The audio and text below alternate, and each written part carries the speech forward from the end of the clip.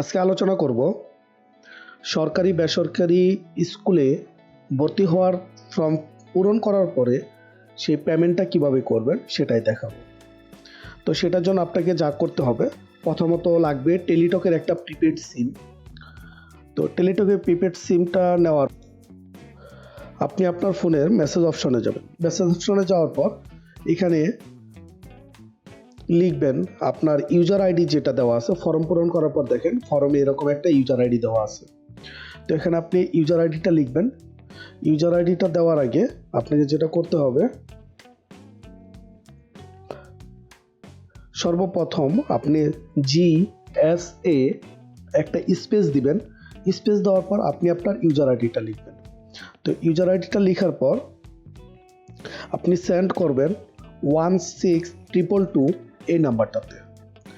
তো যখনই আপনি সেন্ড করবেন, আপনার ডিটেল যদি সম্পূর্ণ সঠিক থাকে তখনই আপনাকে ফিরতি মেসেজ দিবে, এবং ফিরতি মেসেজে আপনি যে নামে আবেদন করেছেন সেই নামটা plus user ID, birthday, registration number এবং হলো সাথে একটা পিন নাম্বার দিবে। এটা হলো সেই পিন নাম্বারটা। তো এখন দ্বিতীয়বার আপনি আবার কি করবেন, মেসেজ অপশনে যাবেন। মেসেজ অপশনে গিয়ে এখানে আবার লিখবেন GSA একটা স্পেস দিবেন। স্পেস দেওয়ার পর লিখবেন YES অর্থাৎ হলো ইউএস দেওয়ার পর আরেকটি স্পেস দিবেন। স্পেস দেওয়ার পর আপনাকে এখানে যে পিন নাম্বারটা দিয়েছে এই পিন নাম্বারটা লিখবেন। তো লেখার পর আপনি আবার 16222 এই নাম্বারে সেন্ড করবেন। যখনই সেন্ড করবেন আপনার ফোনে অবশ্যই 100 টাকা ব্যালেন্স রাখবেন, আর SMS এর জন্য ধরেন আরও 10 টাকার মতো, অর্থাৎ 110 টাকার মতো ফোনে ব্যালেন্স রাখবেন।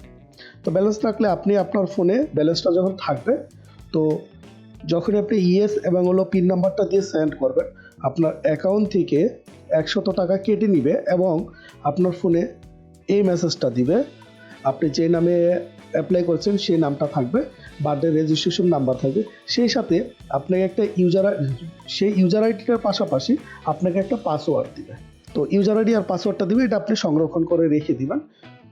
এইভাবেই আপনি আপনার পেমেন্টটা কমপ্লিট করতে পারবেন।